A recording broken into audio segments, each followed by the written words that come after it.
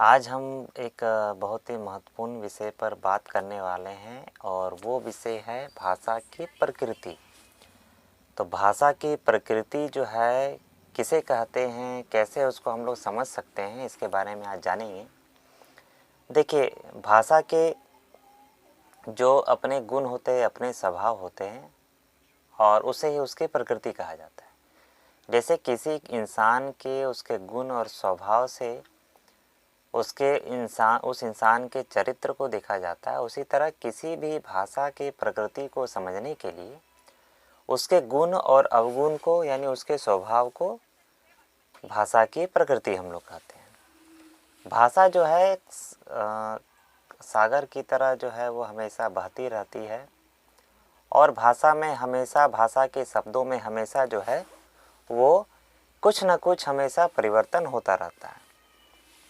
भाषा यदि हम लोग बात करें तो कुछ जो है हम लोग अपने पूर्वजों से सीखते हैं और ये कुछ शब्द जो है हम लोगों को ये पारंपरिक तरीके से मिलती है और कुछ जो है अर्जित करना पड़ता है। जैसे ज्ञान को अर्जित करना पड़ता है, उसी तरह भाषा को भी अर्जित करना पड़ता है। भाषा को सीखने के लिए उसे समझना बहुत ज़रूरी है। उसके इस्तेमाल कैसे हम लोग कर सकते हैं, उसका इस्तेमाल ये बहुत ज़रूरी होता है, क्योंकि वर्ण है, वर्ण से शब्द बने, शब्द से वाक्य बने और फिर एक भाषा का विस्तृत रूप हमारे पास आया।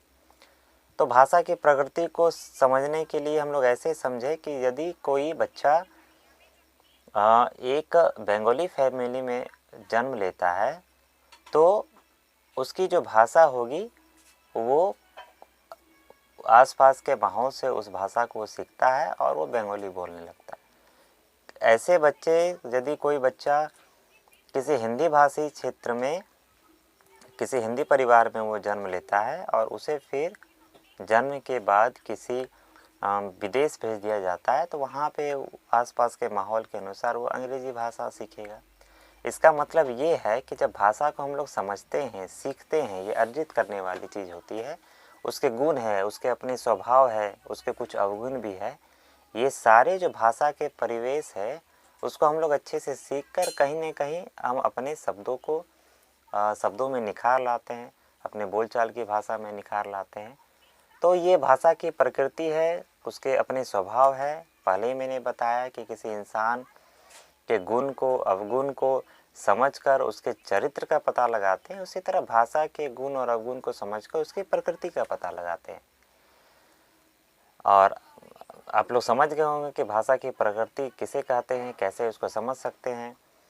भाषा जो है, मैंने पहले ही बताया कि भाषा जो है एक निरंतर बहता हुआ जल है जो निरंतर एक दूसरे से तीसरे से चौथे तक पहुंचती रहती है और इसमें भाषा के शब्दों में बीच बीच में परिवर्तन होता रहता है।